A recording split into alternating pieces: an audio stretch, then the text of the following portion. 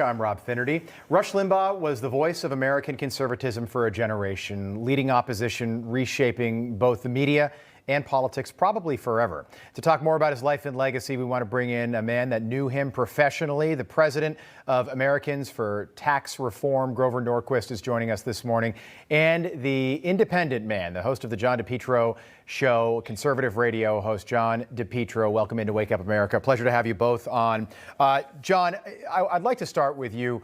This is a blow for conservative America, but without what Rush Limbaugh did, do we have the Fox News of the world? Do we have Newsmax? Do we have 4,000 talk radio stations? When he started back in the late 80s, there were 150 nationwide. Now there's over 4,000.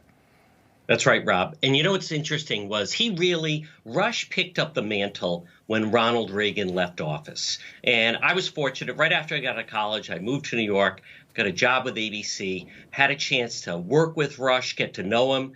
I was even there, for some of the early days when he had the television show. And somewhere, maybe in my parents' house, I have a photo of me and Rush and Roger Ailes backstage. But he was, first and foremost, not only was he a visionary, but Rob, he was the same way on the air as off the air. He was just a little more reserved.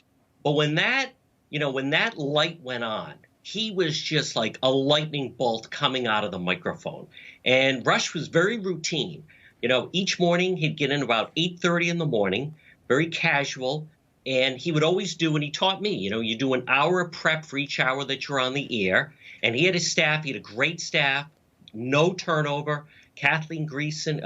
He also had for several other people. Johnny Donovan, who was the big voice of WABC. Right. Rush knew how he was going to frame the 3 hours, and it was must listen to radio, and it really changed politics and media in the country.